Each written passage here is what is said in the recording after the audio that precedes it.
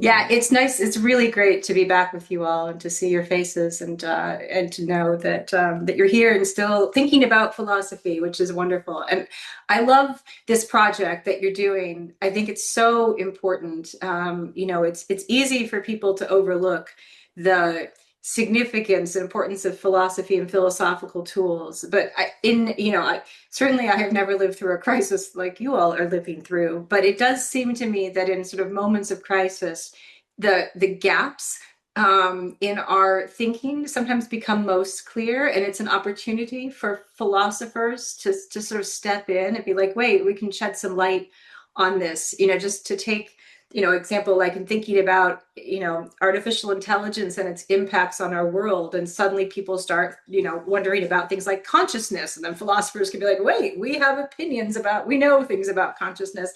And I think that there is a real opportunity for all of you to bring philosophical tools to bear on your experiences and the experiences of others with you, of your fellow Ukrainians. And I'm really excited to see what you all do with this. So let me just say something as much as I can. I'm going to say something about how I got into philosophy, which wasn't sort of directly. I didn't have one of those like, oh, I fell in love with philosophy moments. Though some people do. That wasn't it. Honestly, the real story about why I ended up studying philosophy is not a very good one, which is that my boyfriend in college was the son of a philosophy professor, and I just started hanging out with a lot of philosophers. So the boyfriend didn't last, but the philosophy lasted. So that part was good. But I think that when I went to college or university initially, I wanted to study law. I wanted to study government and politics. And that interested me because it was a way of trying to intervene, I thought, in real problems, and to make things, to improve things in the structure of the world. And I still think that's true.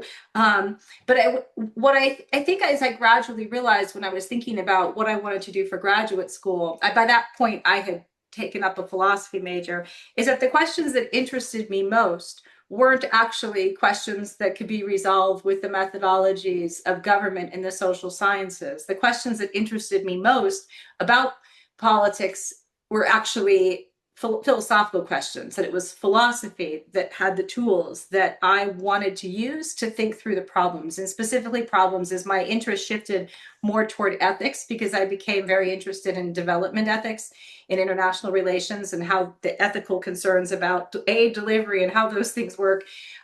So I sort of came more toward ethics. So I think my approach to philosophy and my interest in philosophy has often been very driven by practical considerations about thinking about practical problems that not just sort of need to be solved, but need to be thought through in a way that will help us solve them well. And I think that sort of orientation has stayed with me as I've sort of over the course of my philosophical career. I think for me, the sort of the problem center, and I think lots of people would describe their research in philosophy as centered around philosophical problems. And in fact, that's quite important to be able to articulate what it is that you're doing often, is to be able to identify the philosophical problem. But how one comes up with philosophical problems or how one identifies them, I think does vary. Sometimes people identify them because they're reading journal articles and they see something, they see a puzzle or a gap or something in the literature. They're like, wait, I don't think that's right. And that spurs their thinking about what they want to write about. And so it's part of like a conversation that's already going on that one wants to take in a different direction. And I do sometimes write like that. But usually for my writing, the sort of the problems that interest me are problems that kind of bubble up from my ordinary life. So I have a paper that I wrote a while back that's still one of my favorites on minding other people's business. So I was really just interested in the practical problem of what you do with people in your life that you really care about, but are doing really self-destructive things. And just trying to sort of work that out, because on the one hand, it's really terrible to watch someone you love do things that you think are ruining their lives. It could be that they have an addiction problem. They could be in a really bad relationship. There's a lot of ways in which people might be doing things. And we have this practical problem about like, what do we do? Or to what extent can we, intervene? It's their life in some sense that you can't just like sort of come in and take it over. Even if that would work, there seems to be something wrong with that. And yet you also just can't just sort of throw up your hands as if it doesn't matter, because it does. And so I think this is the example of a sort of a practical problem that I think probably all of us have faced or do face in our lives, but that has, I mean, to some extent, there's like therapy questions about how you manage these relationships, but there's also philosophical questions about the extent to which we're entitled to intervene in other people's lives. And I think this paper, I think, was one of the things that shifted. I wrote a dissertation on virtue ethics, and I still write on virtue ethics. I'm writing a paper right now for a volume on practical wisdom and luck, which we talked about some in our session. So I do still write on virtue ethics, but I think this is one of the papers that got me particularly interested in Kant.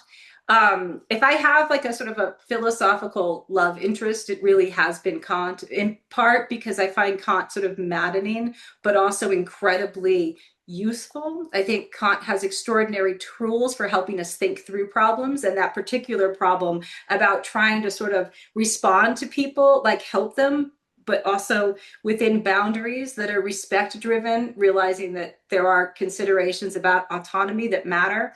And so I've long thought that Kant has really helpful ways of us to sort of work out some of these practical problems. So that sort of took me into Kant more than I had been before. My dissertation advisor was a Kantian, and so I had certainly studied a lot of it.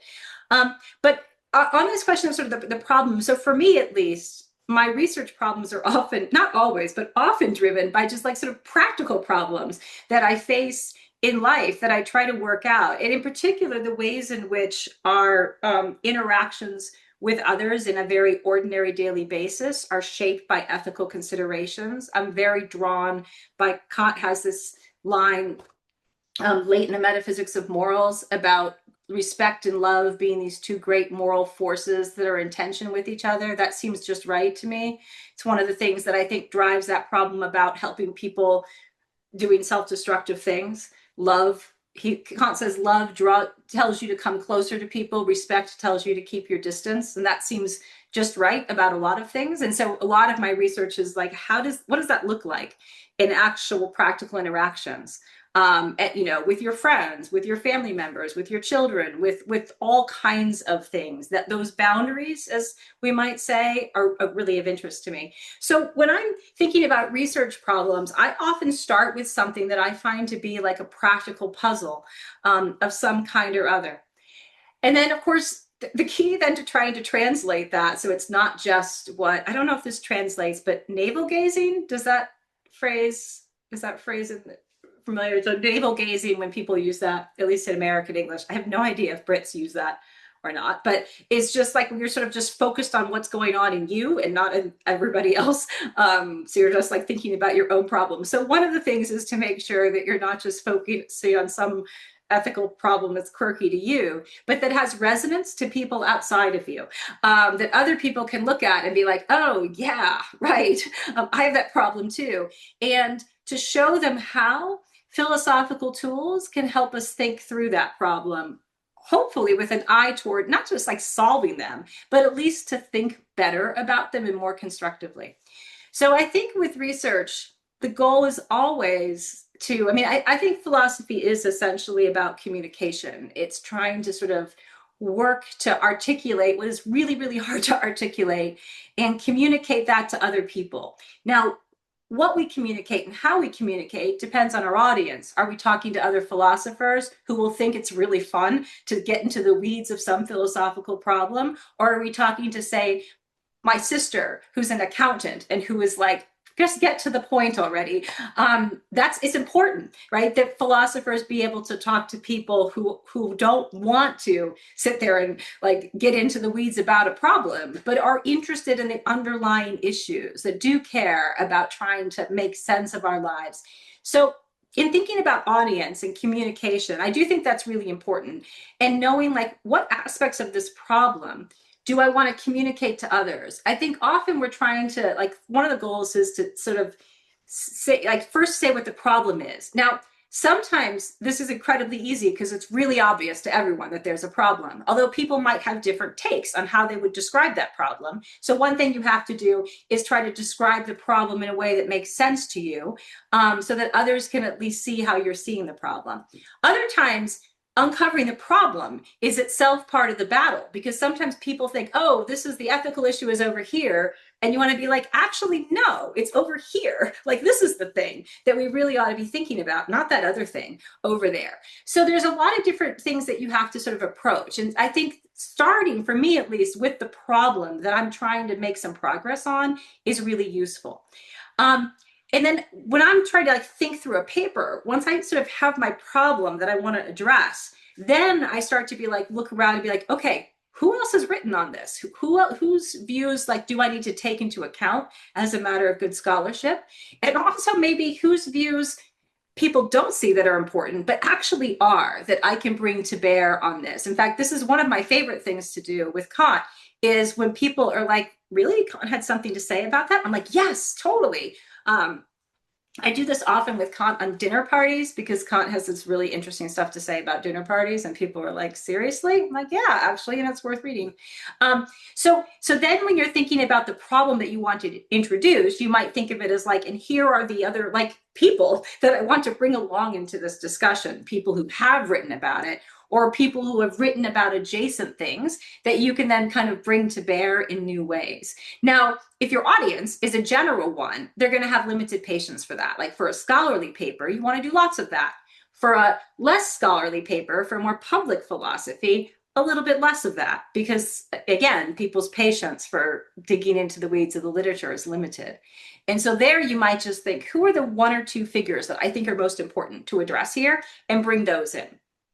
So I think that starting with the problem is very important, because if you sometimes just start with the figure, it can be too easy to lose what you want to say, because you're so caught up in what they want to say. And of course, you want to be a responsible scholar and read what people have done and engage with work. Don't reinvent the wheel, and also give credit to people for their ideas. This is particularly important if one of your goals, as mine often is to bring in philosophers or voices who may not otherwise be read as often. Not even though I work on Aristotle and Kant, I think it's really important to make sure that we realize that there are people, lots of people who do philosophy who may not fit people's conventional ideas of philosophers.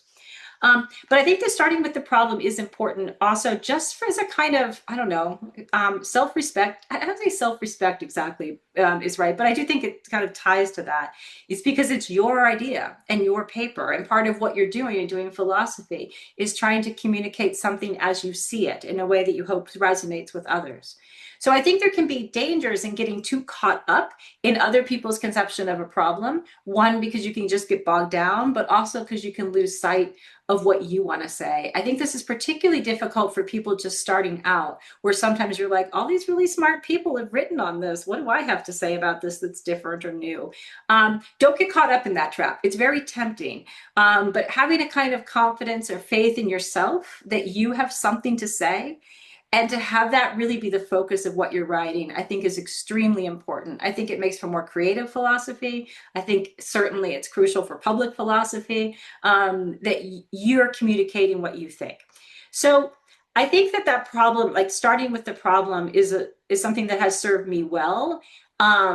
Though it can take a while to formulate a problem, just to be like, what is it that bothers me here? What do I think is really an issue? And so I'm someone who will sometimes just like sit and stew about things, philosophically stew, for a while. I know I've been thinking about contempt for a really long time. I've written a little bit on it, but I have more things to say about it, but it's just taking me a long time to figure out what I want to say, because I'm drawn by these different views. I think that's fine too. Letting stuff percolate can be a good thing.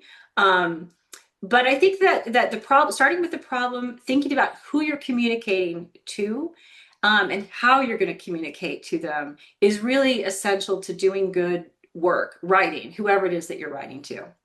Okay, I'm going to shut up for the moment so that people can jump in with questions or thoughts or ideas of your own.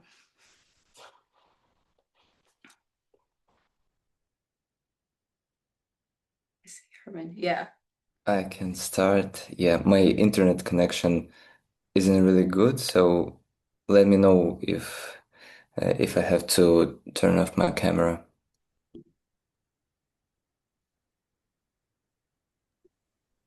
For now, it's more or less okay. Yeah, I can All hear you right. fine. All right. I have some frozen screens, but it's okay. I wanted to ask a question about the philosophical style. It's pretty much what what the topic of today is about.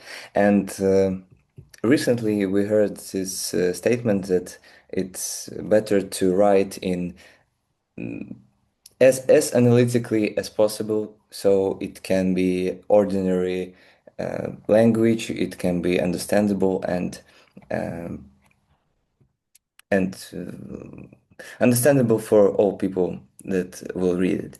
So I wanted to ask if there are any of your preferences in philosophical style. Are there difference between continental and analytical philosophy for you personally, and which style do you prefer?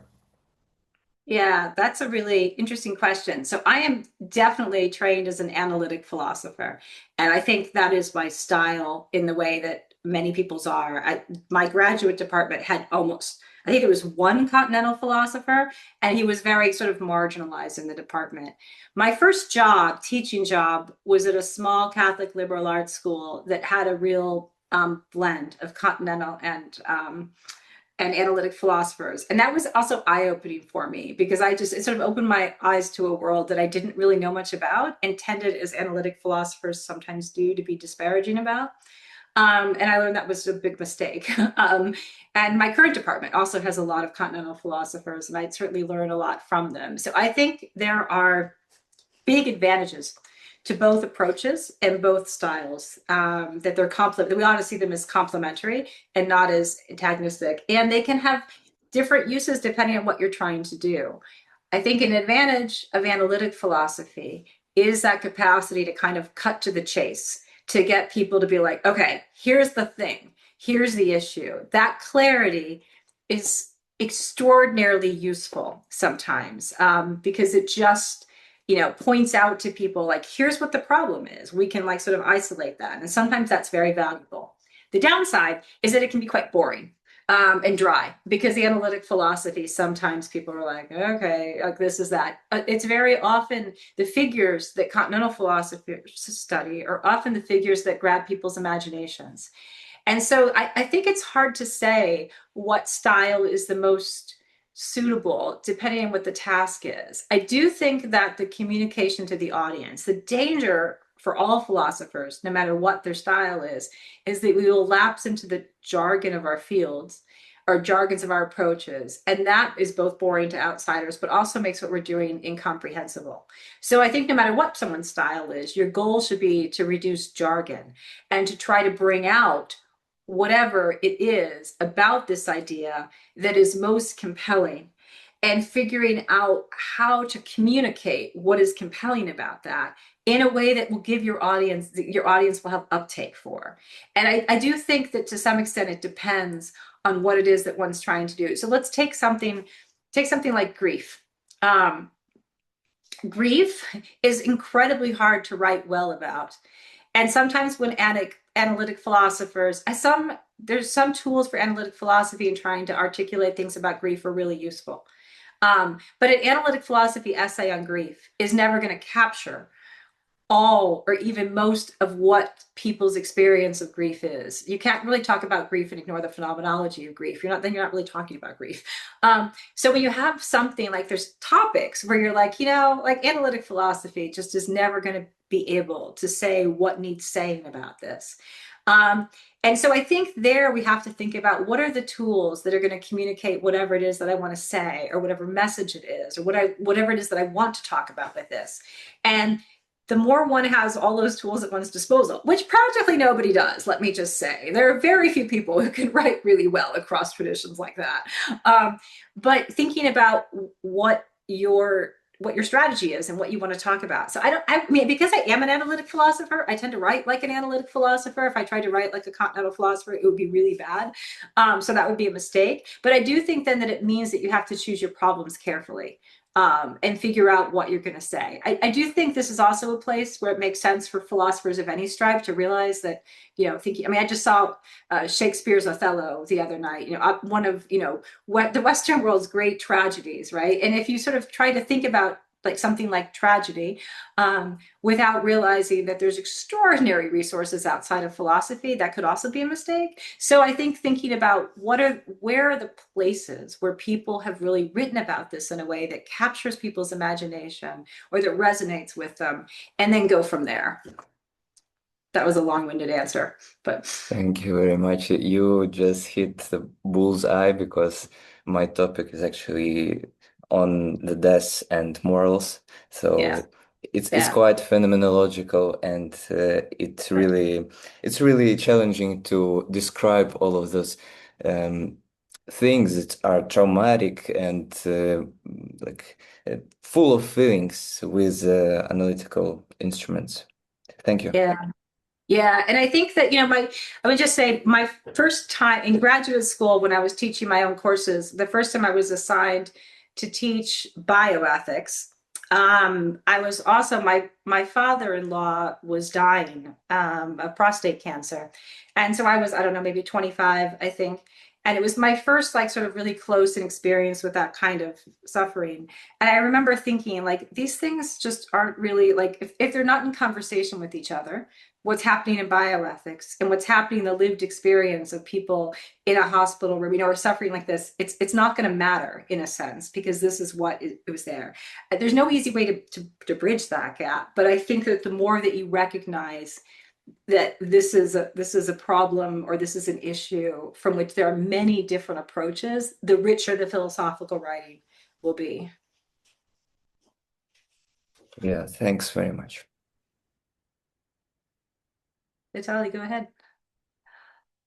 Yes, I have a question concerning your first part about formulation of a problem, and I have a question concerning oh, whether this I don't know, this stage should be the first stage, or maybe we could I don't know, for example, have maybe some intuitions, some thoughts about such topics, and after that we try to make it more distinctive, make it more, maybe I don't know, problematic, and try to convert this our uh, maybe not systematic thoughts into something more like philosophical inquiry. Because, for example, my research was first just one idea about military obligation that I had when I was listening to some podcasts, and I just thought, oh, it's very interesting. And then when we started our research in center, I decided to um, write my research about that problem.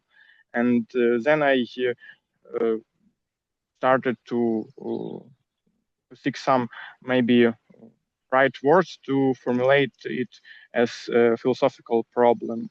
And then this my starting intuition was um, transforming into something like an answer or theory even. Yes. Yeah, so let me see if I'm answering your question correctly. Is it thinking about like the sort of the progress from like the starting intuition that you have to thinking through sort of what the problem is and then trying to come up with like a theory? Yeah.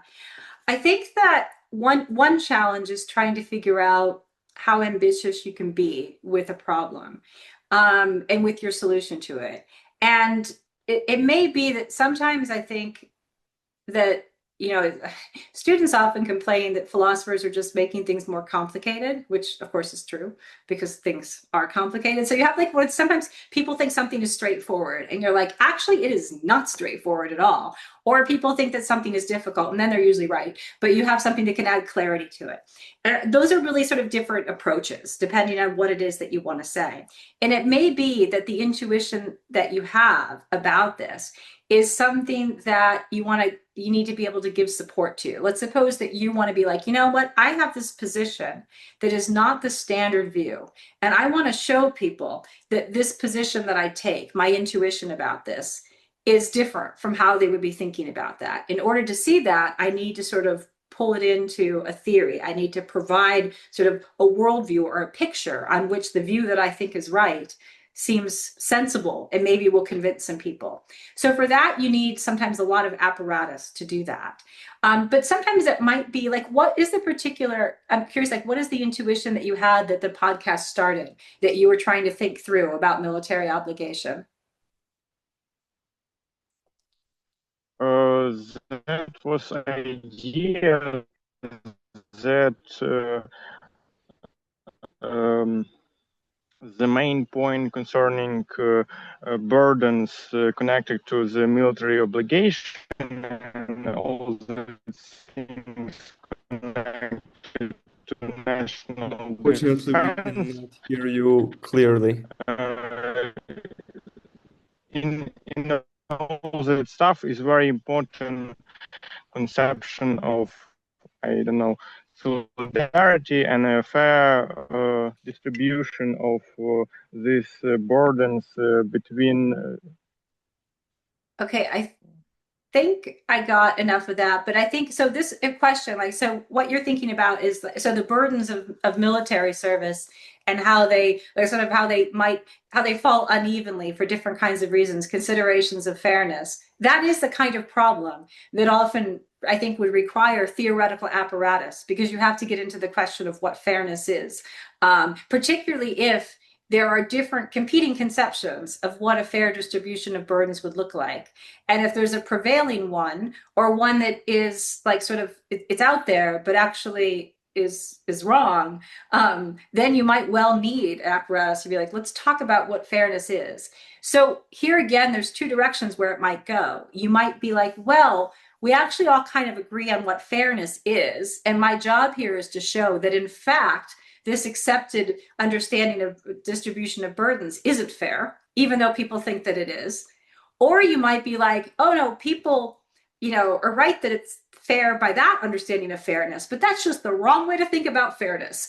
And that would require a different strategy of that too. And so some of what you're doing in coming up with a research project is figuring out what is the thing that I'm trying to do? Do people have misconceptions that I'm trying to undo? And then if so, how will I do that?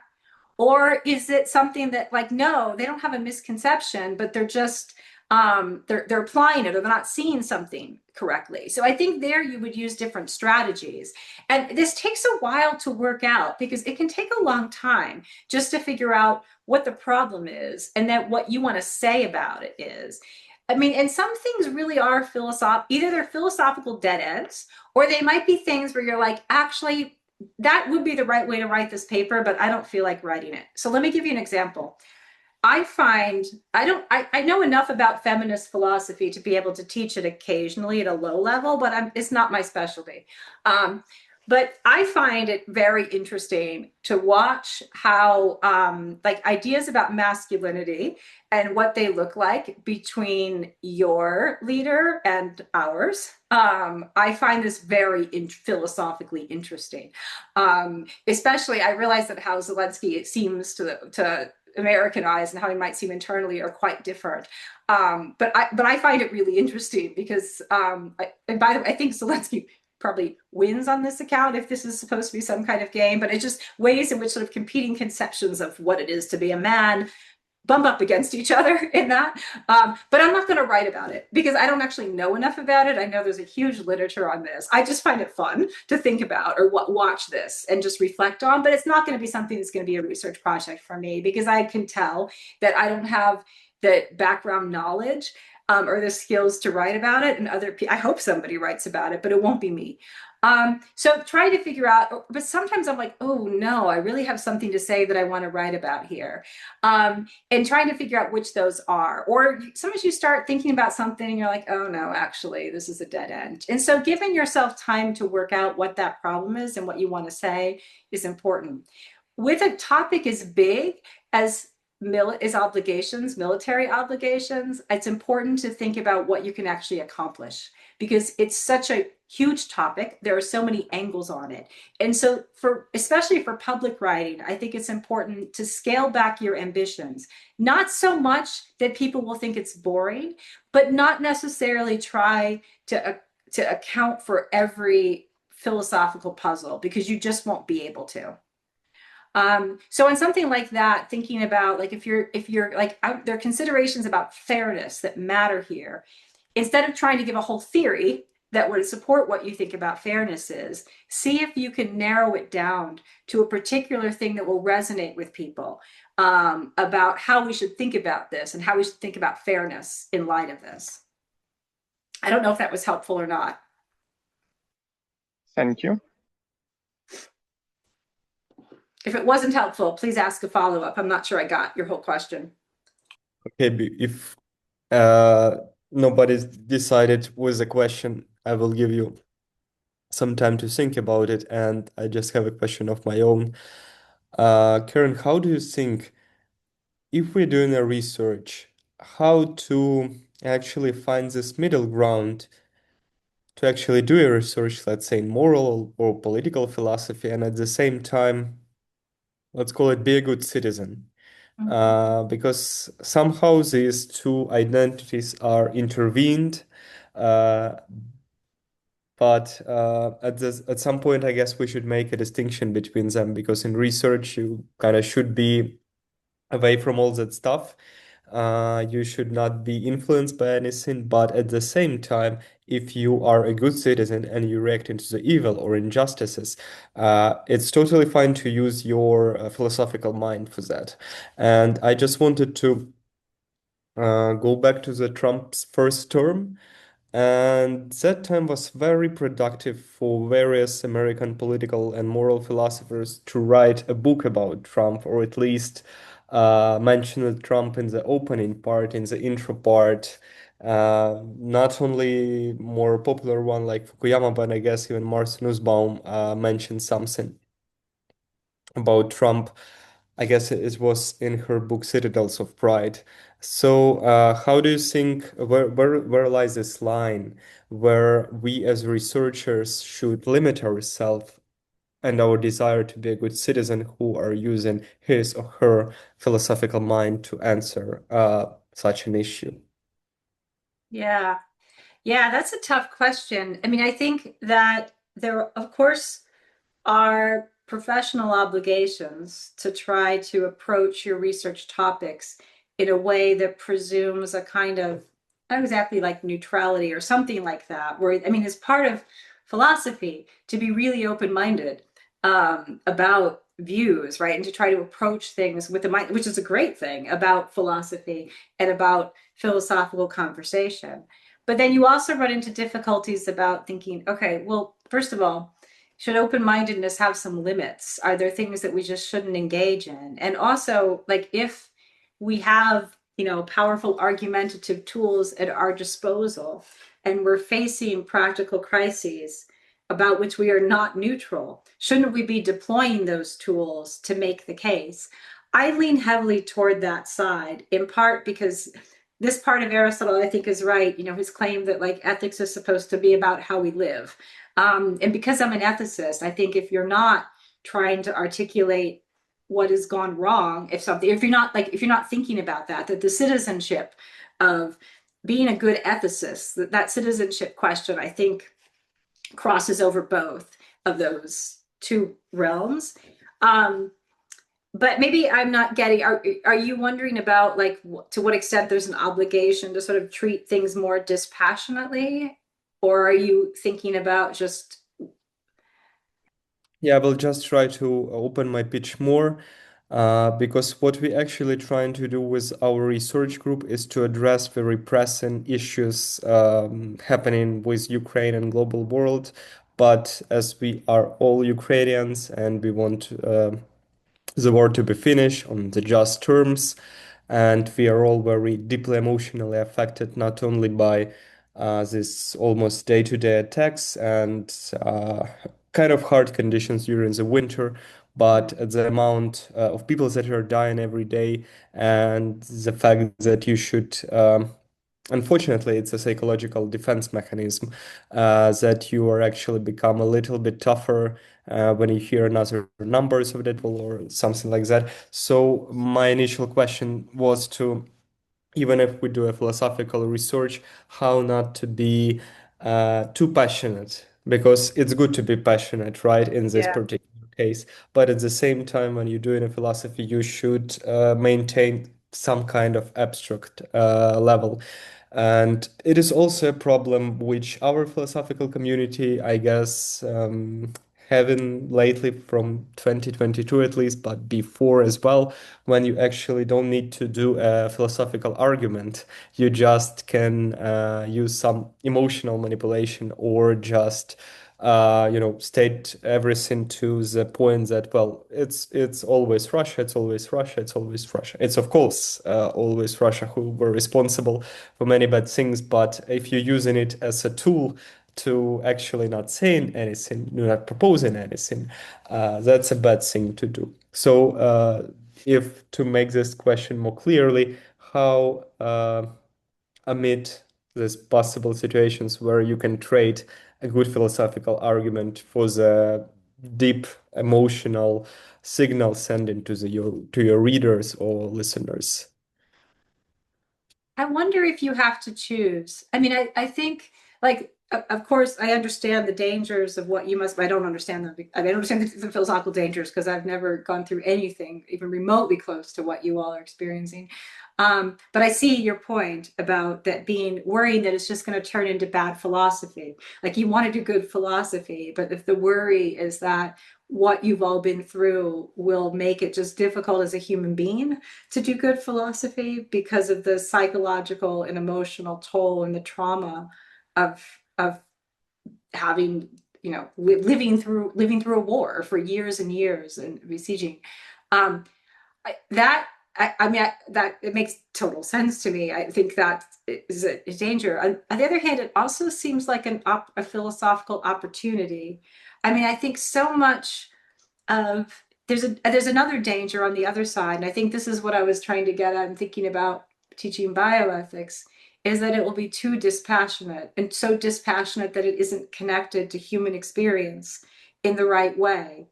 And you all are in a terrible but unique position to be able to write in a really informed, deeply tragically informed way about suffering and death, and like in a very unique way. And this also strikes me as an opportunity to do philosophical work that other people aren't capable of doing because they have not been through. I mean, of course, other people have been through what you've been going through, but not men. Like this is unique. And to me, I think it's trying to figure out what I think is like harness the experiences that you and your fellow Ukrainians have had, terrible experiences, and use that to do philosophically important work. I mean, I think about, people who wrote, like philosophers like Elie Wiesel, people who wrote during the Holocaust, like in what those experiences, these terrible experiences, or how people's terrible experiences have shaped what is salient to them and what they've written about. It's incredibly important that be there. And so I'm sure, I mean, it's hard for me to imagine anybody trying to figure out, I don't think it's humanly possible for you to take up that fully dispassionate view that someone might have. I don't know how any human being could do it, but I don't think it would even be good if you could, because what would be valuable about the writing that all of you were doing, I mean, there's lots of things that are valuable about it, but that it's coming out of what your experience has been and what you suffered, and then thinking about what philosophy can can help you do with that. Like if the worry is that you will lose your, like one, it seems like a worry, like losing your capacity for empathy or compassion. I've thought about this in a much different context in the case of medicine, because I have a friend who does pediatric oncology, and I've wondered, thinking about this, like to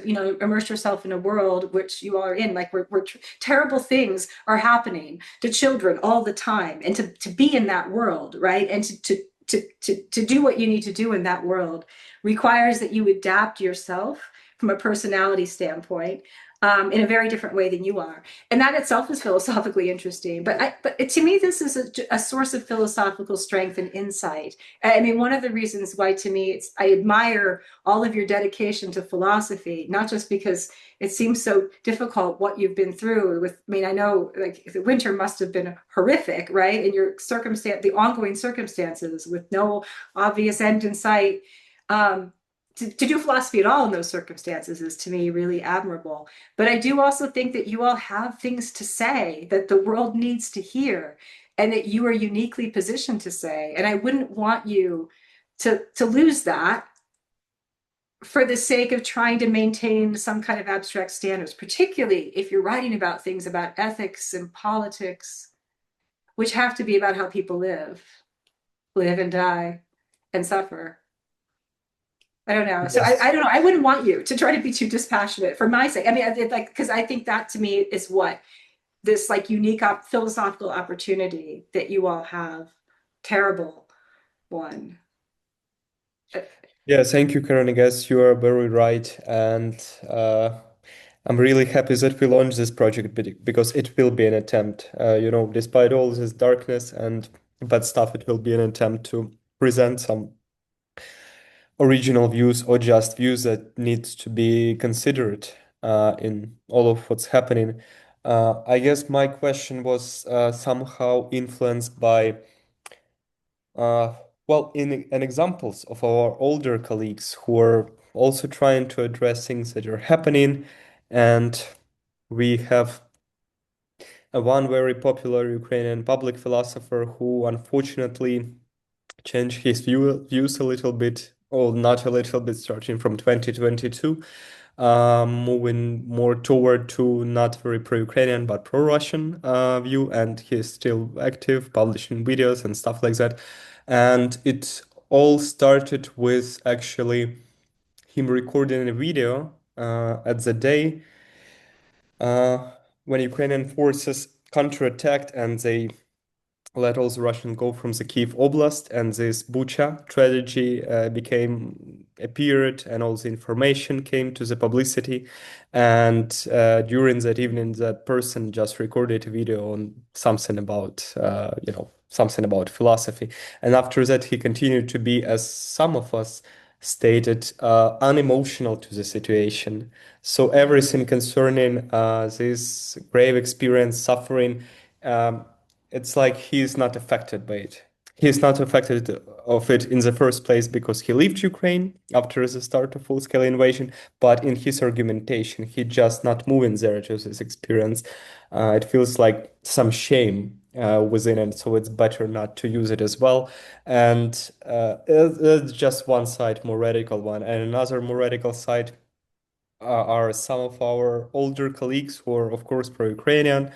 No problem with that, but they are really so much using this emotional technique. So in case to produce Yeah. this argument, they just go in with these emotions. And I guess it's very important to find this middle ground because it's impossible to not feel anything towards everything that's happening. Even if we go back to Plato's Republic and Socrates, who were, proposing his idea, as historians told us, well, if that person was really existing, in my opinion, he tried to establish more pro-Spartan approach in the essence, and he was very emotional affected by the changes in essence. So somehow his view, his emotions moved him as well. At least it's my interpretation. But he maintained a very good philosophical argumentation, even though some of us may have many questions to that. It's still working. So I guess finding this middle ground is important, and thank you for commenting this because uh, I read a couple of people on Facebook who did a lot of presentation outside of Ukraine, telling people what's going on in Ukraine, and one of the person did a lot of presentation in, Ivy League universities, some research centers and stuff like that. And the person told on his Facebook page that, well, after the first year, people just become bored with this, emotional story, how everything is bad and how people are suffering and dying. So what he actually did, he just switched to stating numbers that will actually scare his audience. It's also not a very good philosophical approach in terms of argumentation, but it's an alternative. And when we are presenting a research, we are always choosing a way how we will present our argument. And I guess it's very important for us to be aware which way we are choosing to go. Yeah, that's a really important point. I was thinking actually of Plato when you were talking about that and the apology and Socrates' refusal to appeal to the emotions of the jury. And I mean, there's also respect considerations, but I think like there's a question about effectiveness. And then here is, I think, what you're trying to achieve. You know, are you trying to just get people to do something, or are you trying to convince them of your views? I mean, I don't know. I think the question about the appeals to the obviously the question about appealing to emotion is itself a philosophically interesting question. You okay there? This nasty cough. We got this saying Yeah. in Ukraine, if somebody is doing this when somebody else is talking, that person is telling the truth. Okay, so I was just repeating Socrates there. That makes sense. Yeah, that I mean that yeah. One of the things this about the community is, I mean, I think that question about the effectiveness of communication is incredibly interesting. Obviously, partly a question for psychology, but also just a question about the moral appropriateness of it. If you're trying to treat others as fellow interlocutors, trying to appeal to their emotions, or trying to, I don't want to say manipulate them because I don't think it's all manipulative, might just be not the right way to interact with them. And if you're thinking about, especially if you're communicating to fellow Ukrainians, like thinking about, what will be effective in riling them up, but what would also be the way to get them to come to the insight that I want them to have. And that might mean tamping down some of their emotions. It must also be incredibly difficult to write about this in the midst of it. I mean, I wonder, it'll be very interesting to see like what Ukrainian philosophy is like now and what it is like whenever this war ends, like what then that reflection will be and like what those appeals. I think there's a lot of rich material there for thinking about those appeals. I hope one of you writes about that. That would be great to read. Very interesting. Looks like Darnia has her hand up. Yeah, so I have some kind of a really abstract question about where does philosophy ends and where it begins, basically, because I'm writing my research about how war influences democracy, and at some point of my research, I find myself in the situation when I understand that I have no philosophy in my research. So basically, just like a historical reconstruction of the political processes in Ukraine, how all the stuff happened, and how war right now influences our democratic institutions and stuff like that. And I don't know, I have mixed emotions because I don't. I would say that this research is philosophical because I don't know. It talks about. It is about some politically. Like it's about political philosophy. It's basically about democracy, but is it enough to explain basically how those democratic concepts or institutions developed historically and right now, or should I also make some, I don't know, normative positions or stuff like that? So basically, yeah, my question is when where is this line basically between a philosophy and just I don't know, analysis, political analysis, or history, and yeah. Yeah, that's a great question and a hard one.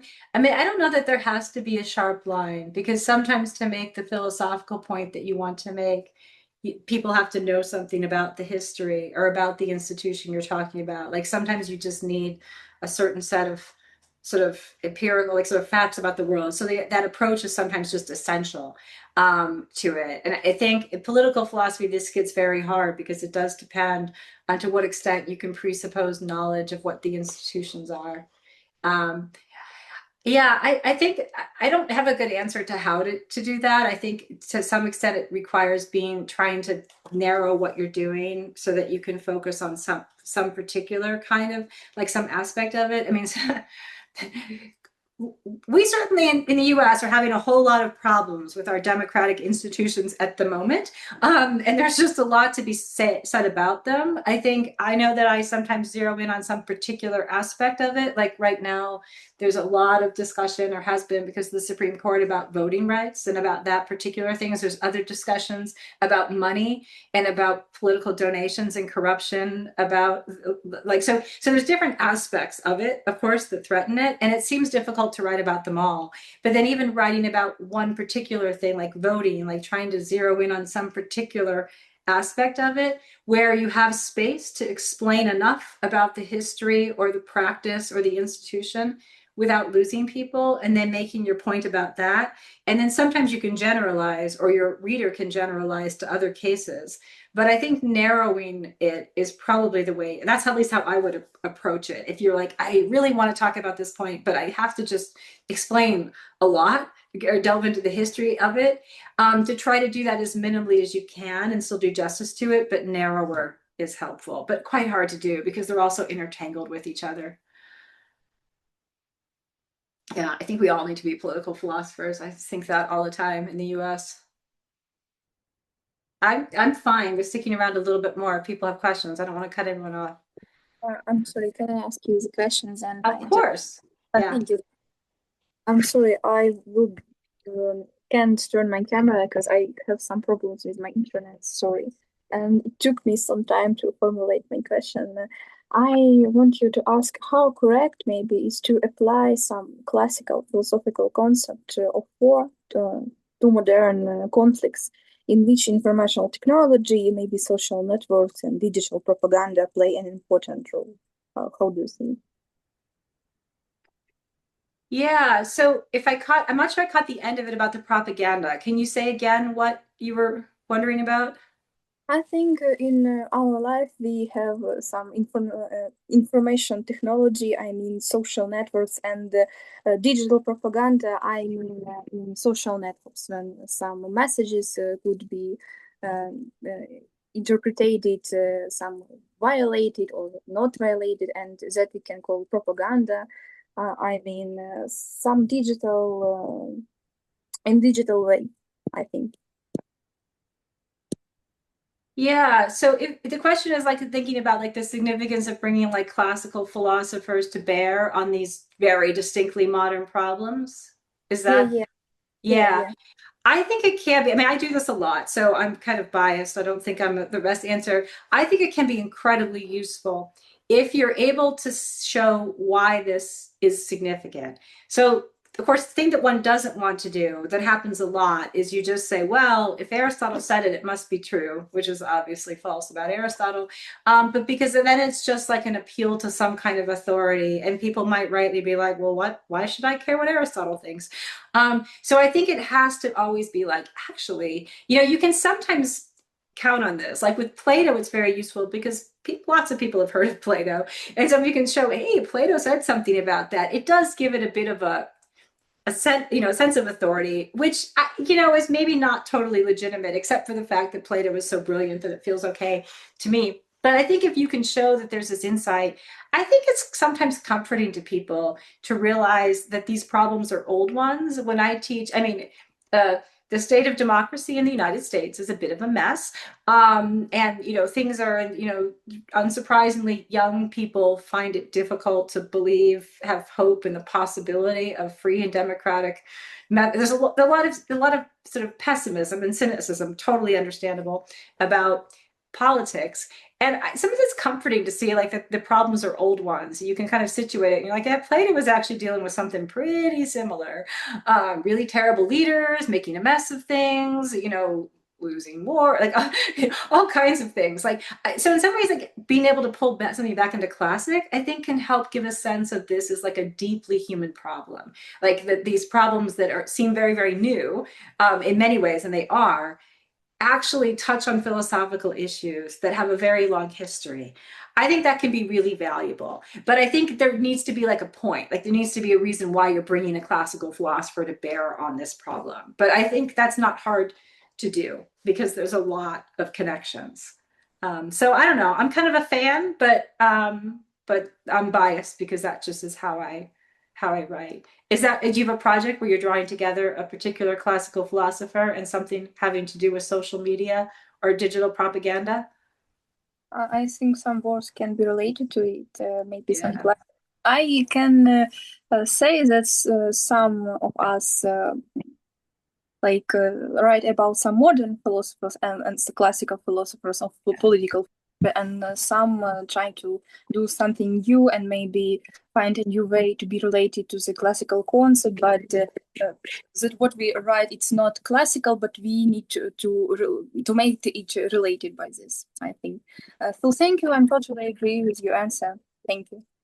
Yeah. I think it's Plato, for instance, had a lot to say about propaganda, not digital, but certainly worrying about poetry as propaganda, and rhetoric and all those too. So yeah, I think making those connections can be really like quite interesting, and useful for ways of thinking about the modern problems. I don't know. I just think they're all human.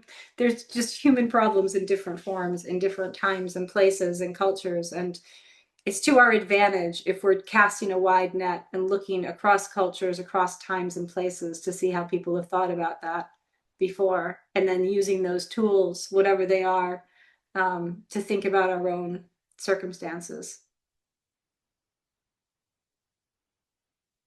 But yeah, this is partly just unbiased because that is how I write, because I think it's fun. But I think other people think it's fun too. And other people like to read it outside of philosophy. It is a way sometimes to make those links. Hey guys, and maybe some more questions if you have it. I'll give you all my email address again so that you might have it. But if you have questions that occur to you later and you want to ask them, feel free to email me. Or if your connection's bad or your situation is difficult now. Okay, we are really grateful. Dennis. Yeah, I have a question. Maybe you have experience with cooperation with non-philosophical organization and or people for your researches. And I want to say that I agree with the opinion that in modern days it's very difficult to do some researches in philosophy or in science lonely, and you always need to be social and communicate for your research with people that that don't have connection with academic philosophy, and he has the own sphere, and I think you understand my question. Did you have this experience of cooperation? Yeah, that's Mhm. interesting question. I mean, the cooperation part, like I think the common project where you're sort of working together with people. Sometimes I'm surprised at what things that I've written are interesting to people outside of philosophy, and in ways that surprise me. I think I've been involved in some projects, cooperative projects about civility and about civil dialogue and the significance of that, of being able to exchange with each other, because people are interested in that question from a lot of different fields and walks of life, like what that looks like, civil discussions. I'm interested now. I don't know how much I'll work on this, but I'm starting to talk to more computer scientists not about AI ethics, but about security and privacy ethics, in part because both my husband and my daughter do work in information technology. My daughter's doing a PhD in computer science, working on like security issues. And there's a lot of ethical issues there that I'm sort of vaguely aware of, or that sometimes the technologists know better than we do. And I think there's a lot of space to have conversations. There's all the AI stuff that's important too, but sometimes like in more interactions about like security and how much, like trying to sort of how much information you should give up or what kinds of data you have a right to. Like, I think there's a lot of interesting questions there that require a lot of cooperation across disciplines and fields because we all benefit from them. I've also had experiences like this in medical ethics when I've done seminars with, say, people who work in hospice care or chaplains or emergency room physicians, where everybody's different experiences enrich everybody's discussions about the ethical issues. That wasn't a single favorite, but I find my philosophical work is enriched when I talk to people, not just other philosophers, but people outside the discipline who care about the same issues, but are approaching it from very different directions. I learn a lot, and I think it makes me a better philosopher. Certainly in bioethics. People who do bioethics without ever setting foot in a hospital or a clinic or talking to physicians have no idea. I remember an incident, talking one time with an infectious disease specialist. He worked for Médecins Sans Frontières, Doctors Without Borders, and he was Colombian. And he talked about working back when Colombia was more dangerous than it is, about working in various aspects of the jungle where a lot of people had sort of like fled to and were living in fear. And the significance for his medical practice, they had to have a psychologist on staff with them because the populations they were working with were deeply traumatized and literally afraid to come out and have medical treatment. And I was thinking, like, that makes total sense, right? That this would be important, but that's something that it wouldn't really have occurred to me if I hadn't been listening to people with experience in this field. So yeah, did that answer your question? Or did I miss that? I feel like I'm missing questions, but was that kind of what you were wondering about? Yes, thanks. I just wanted to add to this conversation because I don't think that in the modern times, in contemporary world, you can do like a pure philosophy, just like pure philosophy without like any interdisciplinary exchange or stuff like that. I think a lot of philosophers, they lack some practical stuff. They don't really know subject that they're writing about, and I think it's like a really big problem. And I think philosophy needs to be right now interdisciplinary. So basically, if you're writing about like a philosophy of consciousness, you can't just start writing like Descartes or stuff like that. You can, but it's gonna be really stupid. I think you need to involve some science in it, cognitive science, stuff like that. So yeah, it's really important. That's why like this research of mine, I understood that I cannot really write like just pure normative stuff because it's gonna be pretty empty, because if I don't apply it to the context in which I live in, it's gonna be just empty and just gonna be pointless. So I think a lot of philosophers, they just focus too much on philosophy, on some really abstract things, and they become too much detached from reality. So yeah, I just wanted to add that.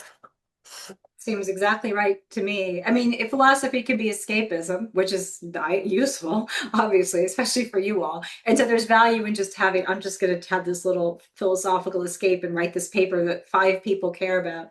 But if that's all philosophy is, it won't be important.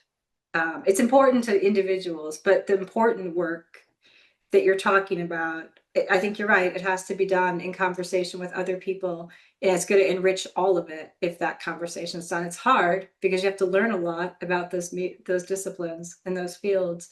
And in your cases, the interdisciplinarity is also complicated when you're writing about subjects that are so close to people's experiences, and you're writing like sort of from a place of having been gone through being in this traumatic environment to other people who are in this traumatic environment, that just complicates it even more.